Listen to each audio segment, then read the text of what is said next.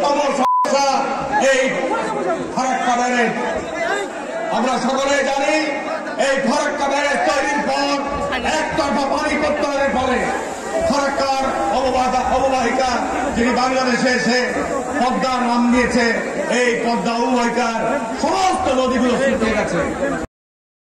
দীর্ঘ 40 বছর যাবৎ এই ফারাক্কার অববাহিকার পানি বৃদ্ধির জন্য ভারতের সাথে আমাদের পানি বন্টন চুক্তি করেছি, কিন্তু আশানুরূপ কোনো ফল পাই নাই। আমাদের পার্টির প্রতিষ্ঠাতা শহীদ রাষ্ট্রপতি জিয়া রহমান এই পানি সংস্কারের জন্য আপনার গঙ্গা ব্যারেজ নির্মাণের প্রকল্প গ্রহণ করেছিলেন, চিন্তা ভাবনা করেছিলেন। তার অকাল মৃত্যুতে আমরা সেই কাজ বাস্তবায়ন করতে পারি নাই। 2005 সালে বেগম খালেদা জিয়া একনেক থেকে এই গঙ্গা ব্যারেজ প্রকল্প সমীক্ষা একনেক কর্তৃক অনুমোদন করেছিলেন, প্রায় 5,000 কোটি টাকা ব্যয় সাপেক্ষ। সেই একনেক থেকে সেই প্রকল্প অনুমোদন করে সেটি সমীক্ষা জমা হয়েছিল 2009 সালে। বন্ধু আমার, তারপরে ক্ষমতা এসছে শেখ হাসিনা বাজেন,